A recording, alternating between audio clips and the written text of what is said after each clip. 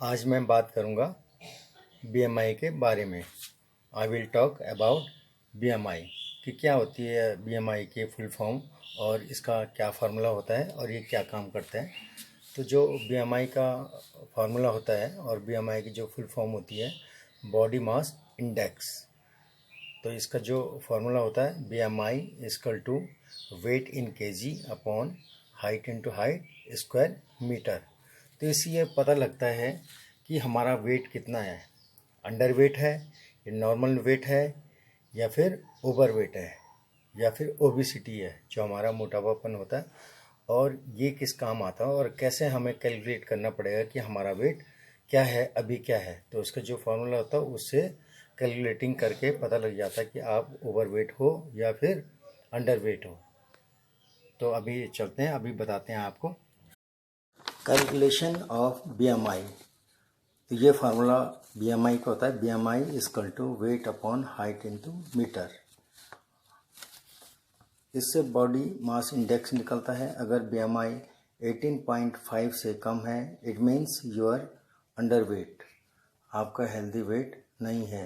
लेकिन अगर 18.5 से 24.9 ये है healthy weight, you have normal wait.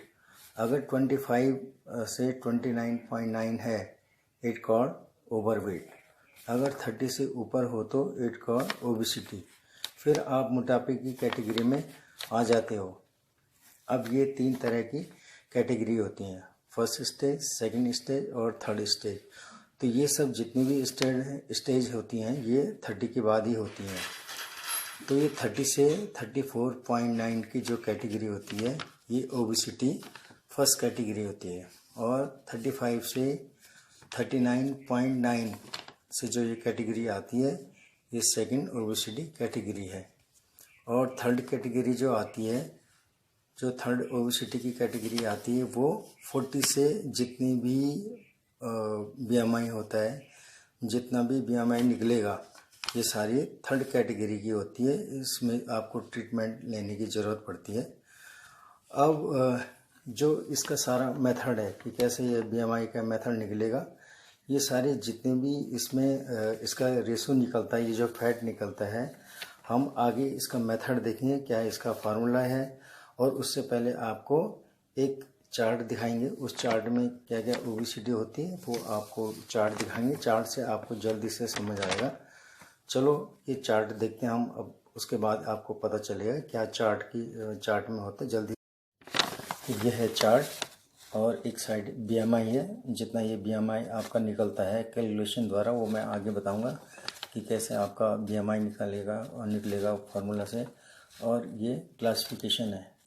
तो यहाँ पे 18.5 है। जब आपका 18.5 निकलेगा तो you have underweight. And 18.5 to 24.9 तो यू हैव नॉर्मल वेट। अब 25 टू 29.9 ये है overweight. 30 to 34.9 obesity class 1। 35 to 39.9 ये है क्लास 2। और उसके बाद जो 40 के बाद आता है, 40 के बाद हो जाता है ये extreme obesity. This is BMI formula, weight in KG upon height into height square metre. ये स्क्वायर मीटर में काउंटिंग होता है BMI, और जो हाइट है वो हाइट केजी में काउंट होती है इसकी BMI। BMI body mass index. BMI equal to body weight in KG upon height into height square metre. Here the weight of the individual is measured in kilogram and the height of that individual is taken in meters. For example, एक example देखते हैं कि कैसा BMI निकलेगा। Suppose that an individual body weight is 70 kg and height is 1.80 meter. Now these values are computed in the formula. अब ये formula लगाएंगे कैसे कैलकुलेट निकलेगा BMI। हाइट क्या है हमारे पास 1.80 मीटर और वेट कितना है 70 kg।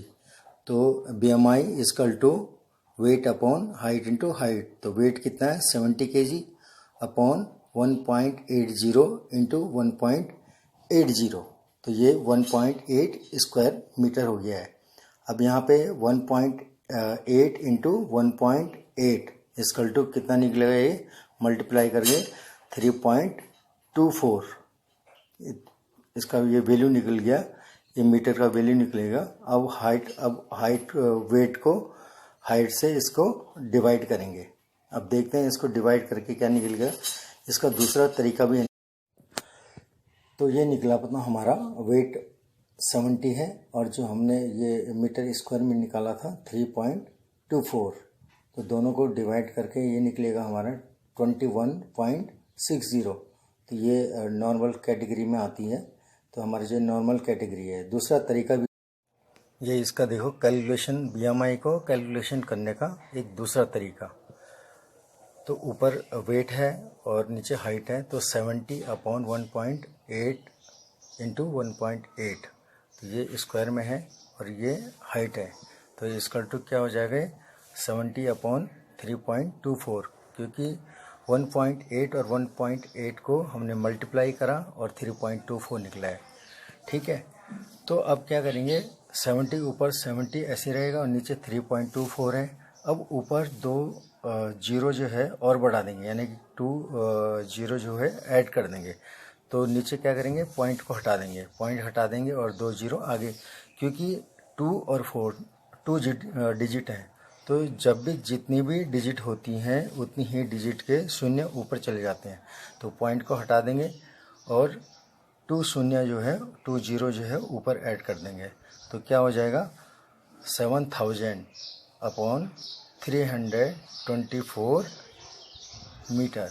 तो दोनों को डिवाइड करेंगे और क्या निकल जाएगा 21.60। जैसे पहले भी वही निकला था कि 21.60 और इस तरीके से भी निकला। Thank you and good day.